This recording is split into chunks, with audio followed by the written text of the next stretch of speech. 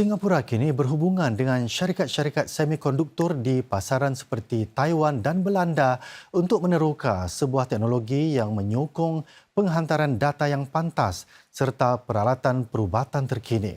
Dengan penubuhan sebuah jawatankuasa baharu yang memberi tumpuan kepada bidang fotonik yang baru muncul, Singapura berharap dapat memperkukuh perkongsian rantaian bekalan serta mengekalkan kedudukannya sebagai hub semikonduktor global. Permintaan bagi teknologi fotonik didorong oleh pusat-pusat data yang digunakan untuk kecerdasan buatan dan komunikasi data kelajuan tinggi.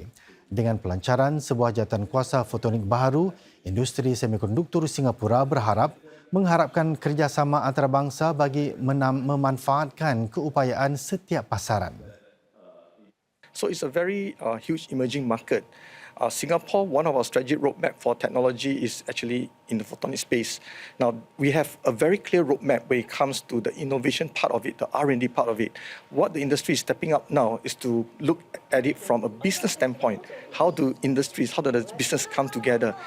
So Singapore will become a hub to basically cultivate this community of photonics companies.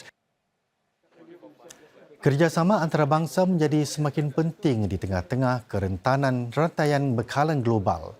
Singapura kini bekerjasama dengan negara-negara seperti Indonesia, Belanda dan Costa Rica untuk meneroka kolaborasi dalam bidang teknologi.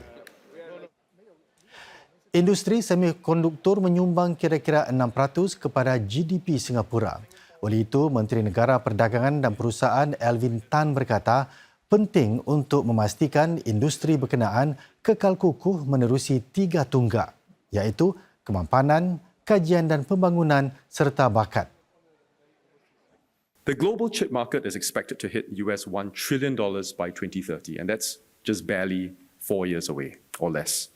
And to get there, our semiconductor industry needs $1 million skilled workers by that time, by 2030. And Singapore is actively building this pipeline.